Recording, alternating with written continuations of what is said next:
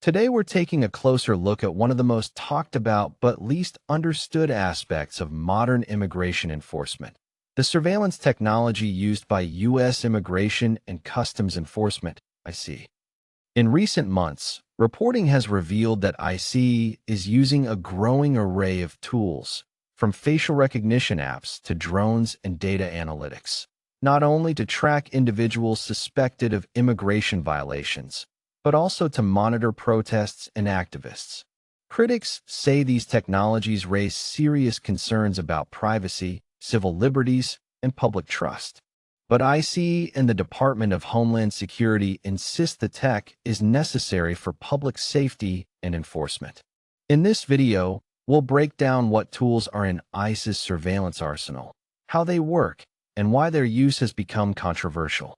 Recent investigations have shown that ICE's surveillance capabilities have expanded rapidly, especially after increased funding and loosened operational constraints in 2025.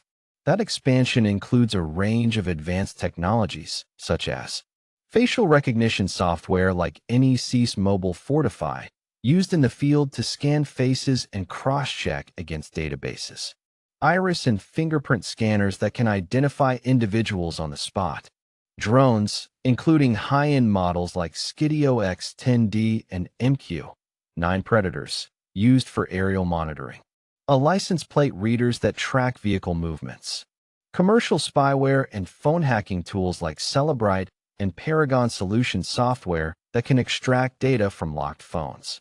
ICE also taps into extensive databases provided by a number of companies, technology that lets agents trace people's identities and movements far beyond traditional investigative methods. ICE isn't just using isolated gadgets. It's increasingly centralizing massive amounts of data from multiple sources. That data goes well beyond what you might think of as immigration records. Reports show the agency has access to federal and state databases, including things like driver's license photos, passport entries, and visa records. Commercial data brokers information, such as location data from cell phones, publicly available social media, and online footprints. Health-related data in certain cases, like Medicaid addresses, as alleged in court filings.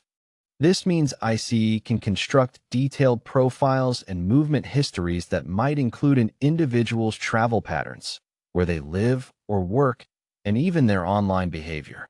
Critics say this raises the specter of a surveillance state where people are monitored not only for criminal activity, but also for political expression and association. One of the most controversial tools in ICE's arsenal is a facial recognition system known as Mobile Fortify. This app allows agents to scan a person's face in the field using a mobile device, compare it instantly against federal and state databases, retrieve information such as name, date of birth, citizenship status, and visa history.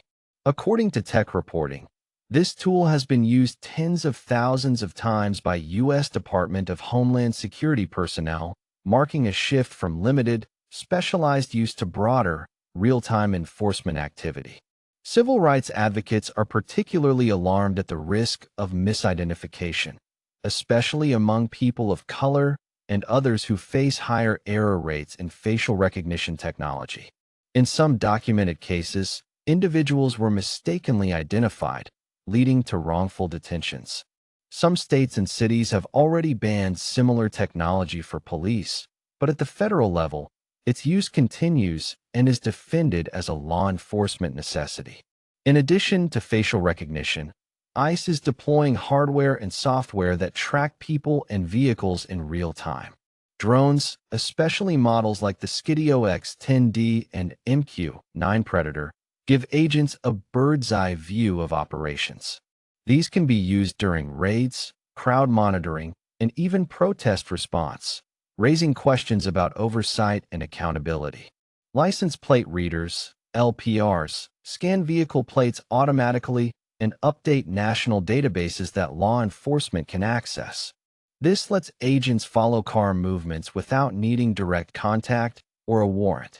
Tools like Stingray phone simulators, which mimic cell towers to gather information on nearby phones, have historically been used by federal agencies to locate suspects.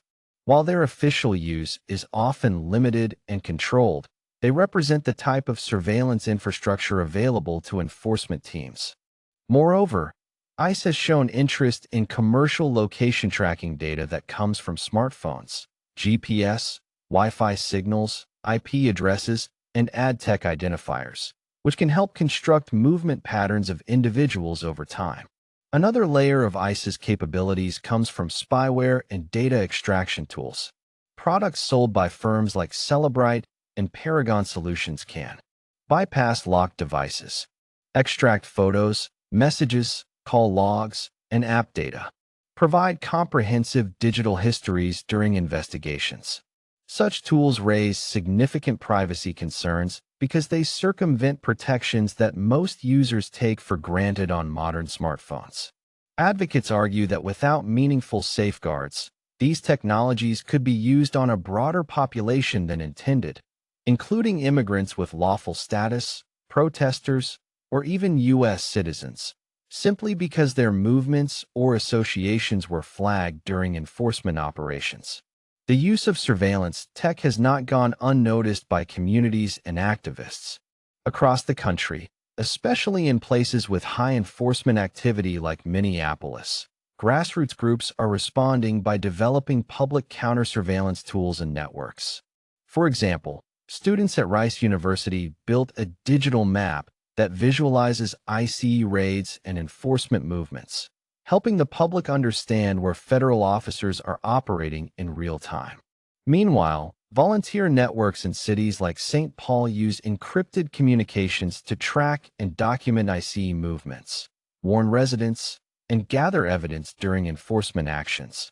This kind of real-time community monitoring shows how digital tools are being used on both sides of the enforcement debate, by authorities and by citizens seeking transparency.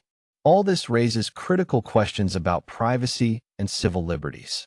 Critics warn that the combination of facial recognition, big data, AI tools, location tracking, and device surveillance could create a situation where the government knows too much about too many people, far beyond what most Americans expect in a democratic society.